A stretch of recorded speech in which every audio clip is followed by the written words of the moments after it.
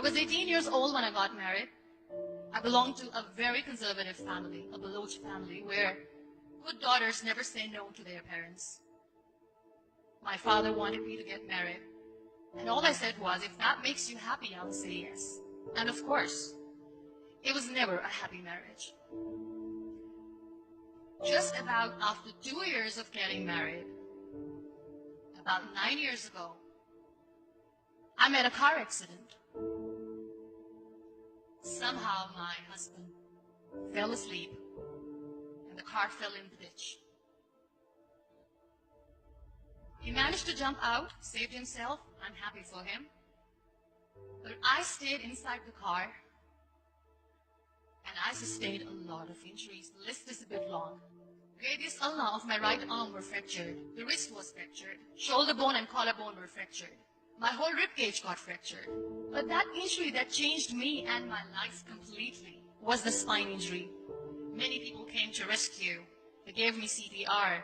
They dragged me out of the car.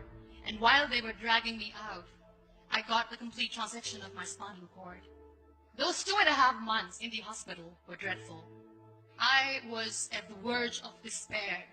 One day, doctor came to me and he said, well, I heard that you wanted to be an artist, but you ended up being a housewife. I have a bad news for you. You won't be able to paint again. Next day, doctor came to me and said, your spine injury is so bad, you won't be able to walk again. I took a deep breath and decided it's all right. Next day, doctor came to me and said, because of your spine injury and the fixation that you have in your back, you won't be able to give birth to a child again. That day, I was devastated. I started to question my existence. Why am I even alive? So what kept me going was, one day I asked my brothers, I know I have a deformed hand, but I'm tired of looking at these white walls in the hospital and wearing these white scrubs. Bring me some colors, bring me some small canvas. I want to paint. So the very first painting I made was on my deathbed, where I painted for the very first time. What an amazing therapy it was. Without uttering a single word, I could paint my heart out.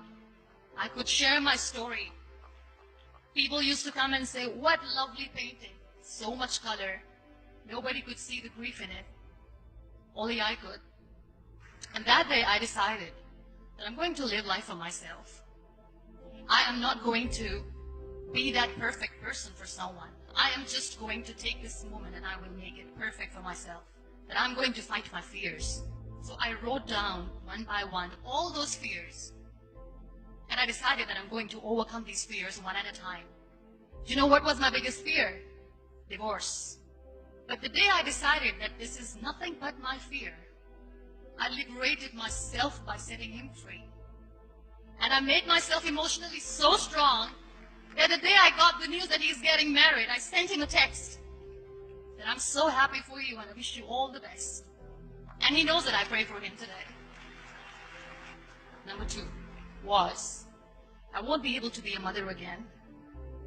And that was quite devastating for me.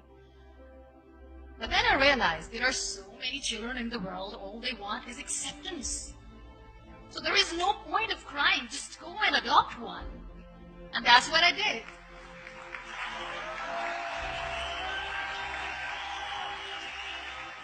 I gave my name in different organizations, different orphanages, and I waited patiently. 2 years later, I got this call from a very small city in Pakistan. I got a call and they said, are you Muniba Mazari? There is a baby boy and would you like to adopt? I could literally feel the labor pain. I said, yes, yes, I am going to adopt him. I am coming to take him home. And that day, I was 2 years old, 2 days old, and today he's 6. You know when you end up being on the wheelchair, what's the most painful thing? People think that they will not be accepted by other people because we, in the world of perfect people, are imperfects. So I decided to appear more in public. I started to paint. I have done a lot of modeling campaigns. I decided that I'm going to join the national TV of Pakistan as an anchor person. I became the National Goodwill Ambassador for UN Women Pakistan, and now I speak for the rights of women and children. I was featured in BBC 100 Women for 2015. I'm one of the first 30 under 30 to 2016. So when you accept yourself the way you are, the world recognizes you. It all starts from within. We have this amazing fantasy about life. This is how things should work. This is my plan. It should go as per my plan. If that doesn't happen, we give up. I never wanted to be on the wheelchair. Never thought of being on the wheelchair. This life is a test and a trial, and tests are never supposed to be easy. So when you are expecting ease from life, and life gives you lemons, then you make the lemonade, and then do not blame life for that. It is okay to be scared. It is okay to cry. Everything is okay, but giving up should not be an option. They always say that failure is not an option.